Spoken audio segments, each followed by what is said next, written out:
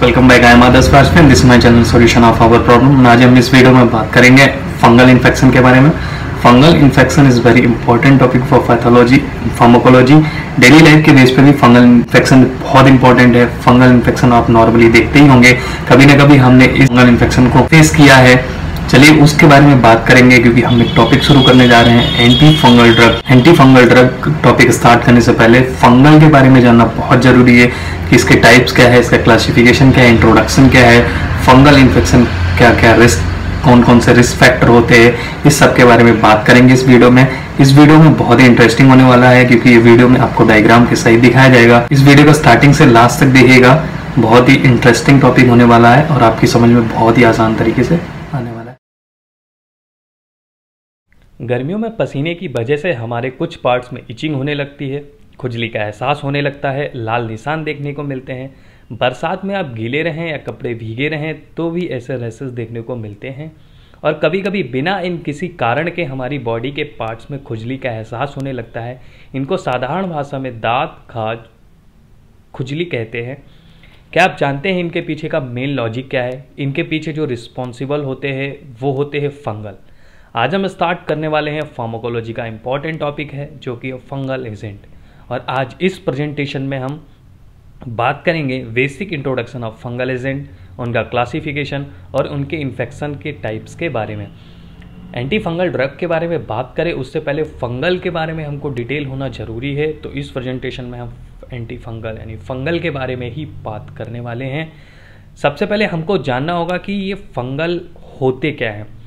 Fungal क्या होते हैं? ये माइक्रो ऑर्गेनिज्म का ही एक एग्जाम्पल है, लेकिन इनमें बैक्टीरिया की तरह सिंपल फीचर्स नहीं पाए जाते हैं। ये उनसे थोड़ा सा ऊपर की कैटेगरी के हैं, क्योंकि हमारे जो फंगस है these are the example of eukaryotes. Fungals यदि बोले तो these are the example of eukaryotes. अभी यूकेरियोट्स क्या है इसके बारे में आपने 11th में भी पढ़ा होगा और माइक्रो ऑर्गेनिज्म में भी पढ़ा होगा। माइक्रो ऑर्गेनिज्म का क्लासीफाई करते हैं तो क्या आता है कि माइक्रो ऑर्गेनिज्म का क्लासीफाई दो तरीके से होता है। नंबर एक आता है प्रोकैरियोट्स, एक होता है नंबर सेकंड आता है यूकेरियोट्स। प्रोकैरियोट्स जो होते हैं वो एडवांस नहीं होते हैं, बोले तो कि यूकेरियोट्स से पहले के जो होते हैं वो कहलाते हैं प्रोकैरियोट्स।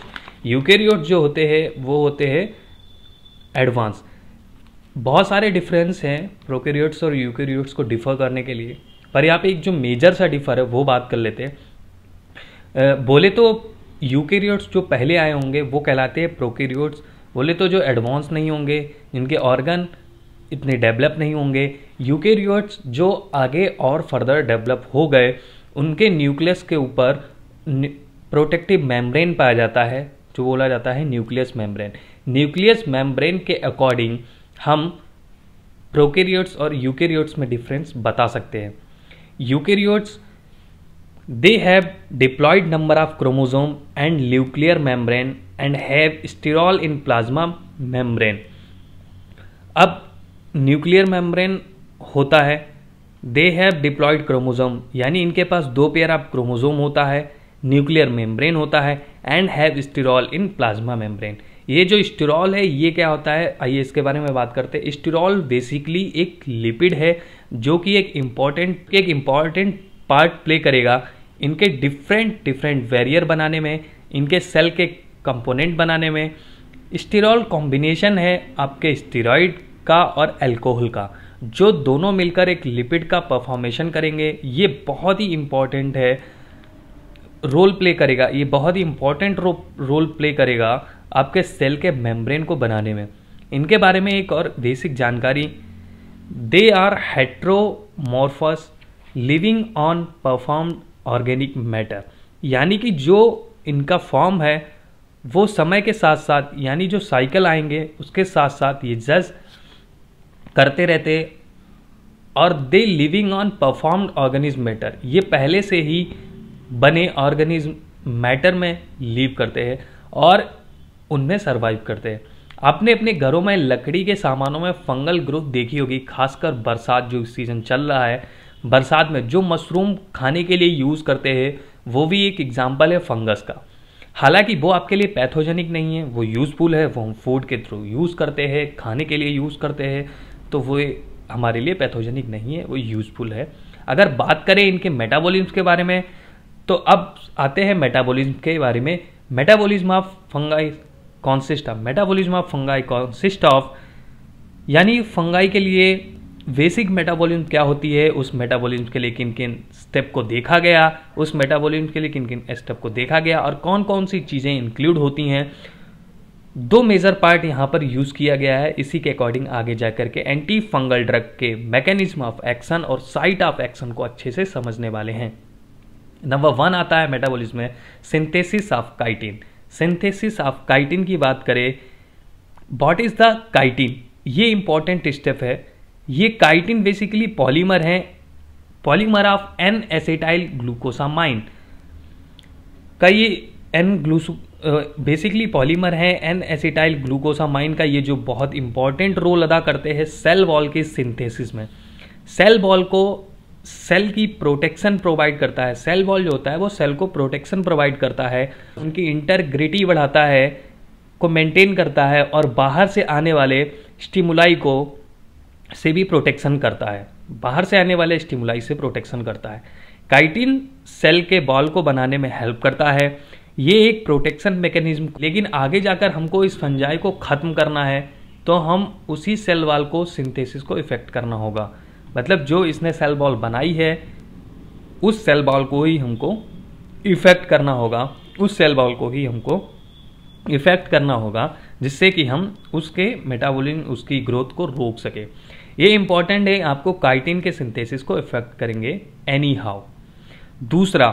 दूसरा आता है सिंथेसिस ऑफ एरेग्रोस्टेरॉल। अब ये क्या होता है, ये भी एक इम्पॉर्टेंट है, आगे हम इसके ही बनने के प्रोसेस को इफेक्ट करेंगे। ये किस में इम्पॉर्टेंट है, किस में पार्टिसिपेट करता है, ये पार्टिसिपेट करता है प्लाज्मा मेम्ब्रेन यानी सेल मेम्ब्रेन के बनने में इम्पॉर्टेंट है। दो चीज़ें, सेल वॉल और सेल मेम्ब्रेन दोनों प्रोटेक्शन का काम करते हैं। बोले तो सेल मेम्ब्रेन और सेल वॉल दोनों ही प्रोटेक्शन का काम करते हैं। मूवमेंट ऑफ मॉलिक्यूल अक्रॉस, कहीं ना कहीं ये फंगल सेल के लिए काम करते हैं। अगर हम इन दोनों के फंक्शन को एबनॉर्मलिटी कॉज कर दे या सेल वॉल ना बनने दें तो हम एंटी फंगल इफेक्ट को ख़त्म कर सकते हैं।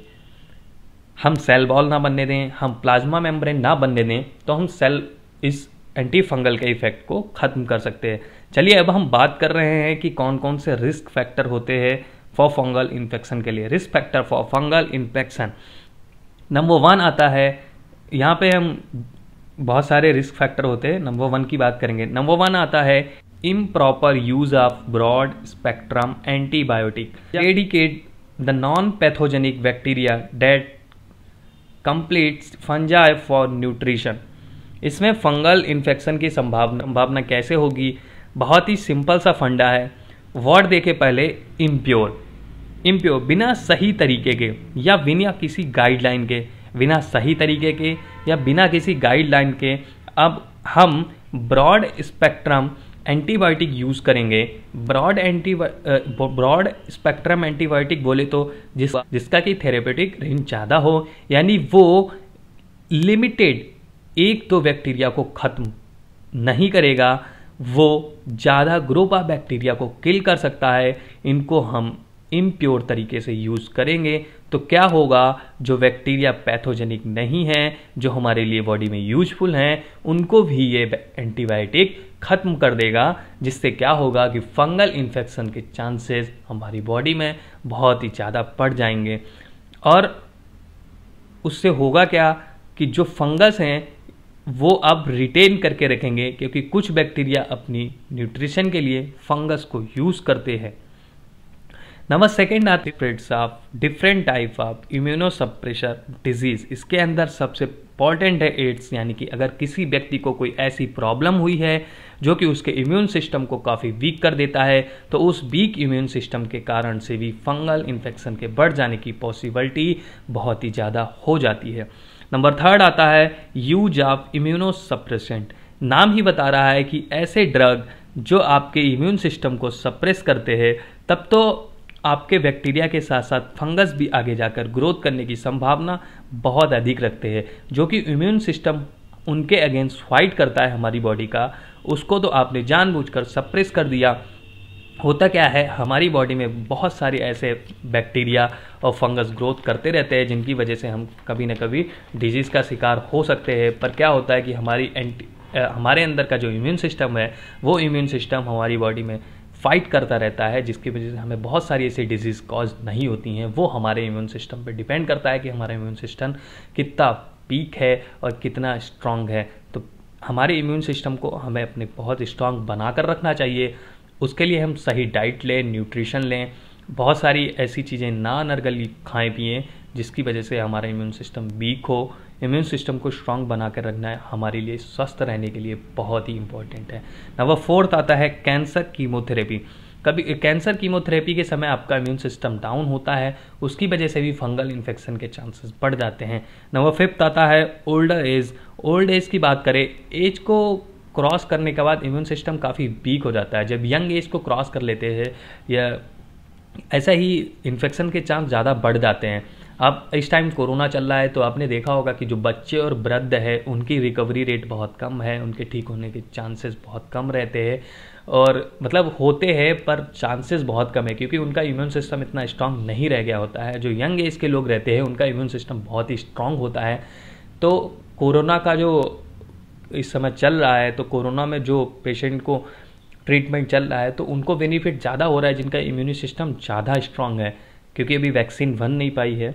चलिए खैर, इसके बारे में बहुत डीप बात में कभी कर लेंगे। नंबर 6 आता है डायबिटीज़। डायबिटीज़ की बात करें तो इम्यूनिटी मेंटेन रहती है, लेकिन उनके अंदर के कुछ केमिकल हैं जो कि हमारी बॉडी के बॉडीगार्ड्स कहलाते हैं, जैसे कि मैक्रोफेज, WBC, उनके फंक्शन में कमी आ जाती है। इम्यूनिटी तो डायबिटीज़ में मेंटेन है, लेकिन उनके अंदर के कुछ जो हमारे अंदर के जो केमिकल रहते हैं जो हमारी बॉडी के बॉडीगार्ड्स कहलाते हैं, जैसे कि मैक्रोफेज, WBC, उनके फंक्शन में कहीं कमी आ जाती है, जिसकी वजह से इन्फेक्शन की संभावना बहुत अधिक बढ़ जाती है। नंबर 7 आता है प्रेग्नेंट वुमन, यानी बोले तो pregnancy. Any mother of women is pregnant, वहाँ के केस में जब इन्फेक्शन को कम फाइट कर पाते हैं, क्योंकि उनका immune system life style diet की वजह से कम हो जाता है।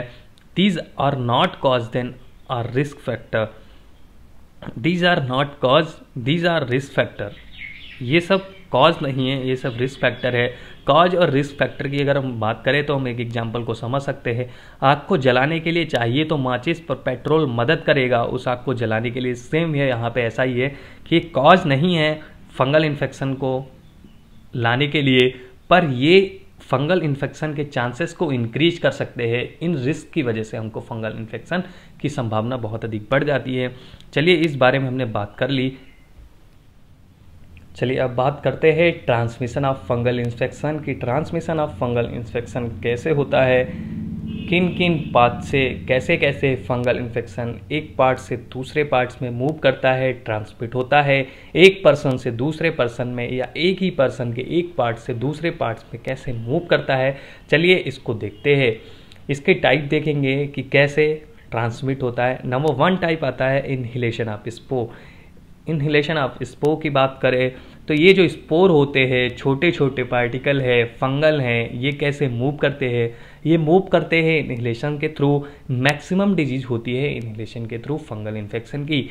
वो सब कहीं ना कहीं वो आपके इनहेल करने की वजह से आपकी बॉडी के अंदर पहुंचते हैं, एक्सेल करने से बाहर निकलते हैं, फिर इसको कोई और इनहेल करता है, तो वो कम्युनिकेट होता रहता है। इनहेलेशन के थ्रू फंगल इन्फेक्शन के चांसेस ऐसे ट्रांसमिट होते रहते हैं। इसके एग्जाम्पल की बात करते तो एग्जाम्पल है एस्पार्जिलस, क्रिप्टोकोकस, नंबर 3 हिस्टोप्लाज्मोसिस। अब बात करते हैं सेकेंड पॉइंट की, penetration into mucosa. Penetration into mucosa क्या होता है? By commensal organism. कुछ कंडीशन ऐसे होते हैं जो कि आपके म्यूकोजल पार्ट्स पर मूव करेंगे, उनके कारण से क्या होता है? By commensal organism. इसके एग्जाम्पल है कैंडिडा एल्विकेंस। इसका एग्जाम्पल है कैंडिडा एल्विकेंस, यानी कि ऐसे जीव जो एक दूसरे के साथ सहजीविता निभाते हैं वो फंगल इन्फेक्शन को कॉज करते हैं। नंबर थर्ड आता है परक्यूटेनियस इनोकुलेशन। बात करते हैं इन cutaneous and subcutaneous infection such. Subcutaneous या क्यूटेनियस, इन दोनों पर अगर ट्रांसफ़र हो जाए और स्प्रेड हो जाए तो वो भी एक मेथड कॉज है कम्युनिकेशन का, आपके फंगल इन्फेक्शन का। इस डर्मेटोफाइट्स एक ऐसा कंडीशन है जहां आपके स्किन के लेयर में इचिंग जैसी दिखाई देने लगे, फंगल इन्फेक्शन देखने को मिले, उसको बोलते हैं डर्मेटोफाइट्स। मेडुरा फूट अधिकतर लिंग या पैरों में देखने को मिलता है।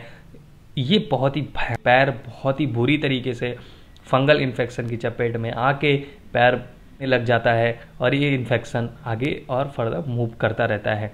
नंबर 4 आता है इंजेक्शन ऑफ टॉक्सिस। बात करें इंजेक्शन ऑफ टॉक्सिस तो फूड या अचार में आपने अधिकतर देखा होगा कि जब फूड या अचार जो होता है वो अधिक टाइम तक रखा रहे या मौसम की वजह से उसमें फंगल इन्फेक्शन आ जाता है। हम इसको कंज्यूम करते हैं तो दिक्कत की बात होती है हमारे लिए, वो फंगल इन्फेक्शन कहीं ना कहीं हमारी बॉडी के अंदर पहुंचता है। तो मेरी आप सबसे एक ही रिक्वेस्ट है कि प्लीज़ आप इस तरह के फूड को और इस तरह के अचार को अवॉइड करें जिस पे आपको दिख रहा है फंगल इन्फेक्शन है, क्योंकि वो फंगल इन्फेक्शन हमारी बॉडी के अंदर जाकर हमारी बॉडी में किसी न किसी पार्ट में फंगल इन्फेक्ट करता है, जिससे हम फंगल इन्फेक्शन के शिकार होते हैं और आगे चलकर ये फंगल इन्फेक्शन हमारे लिए बहुत ही घातक हो सकता है।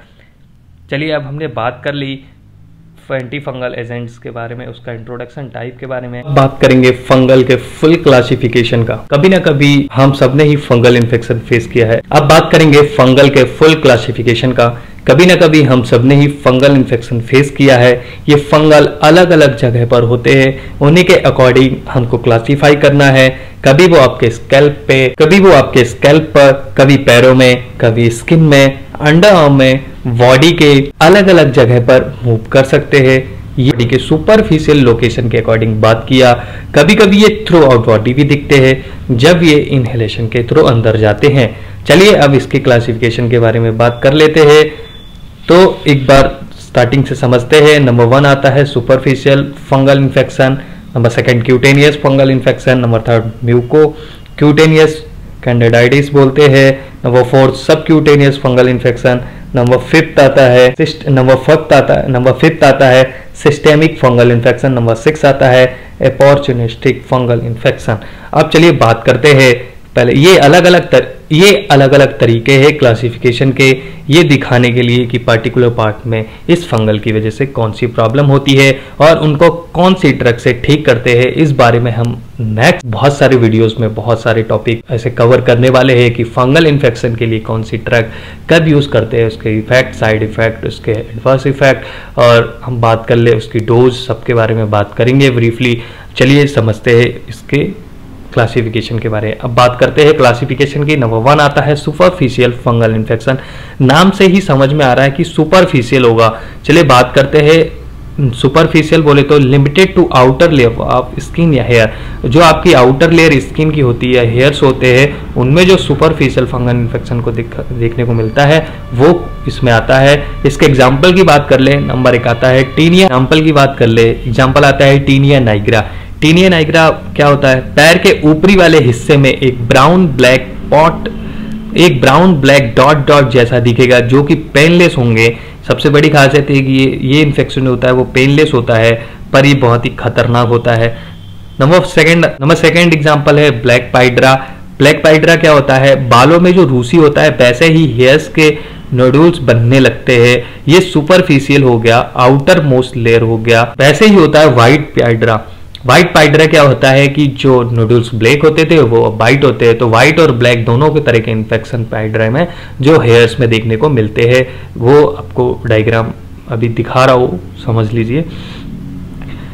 नंबर 2 आता है क्यूटेनियस फंगल इन्फेक्शन।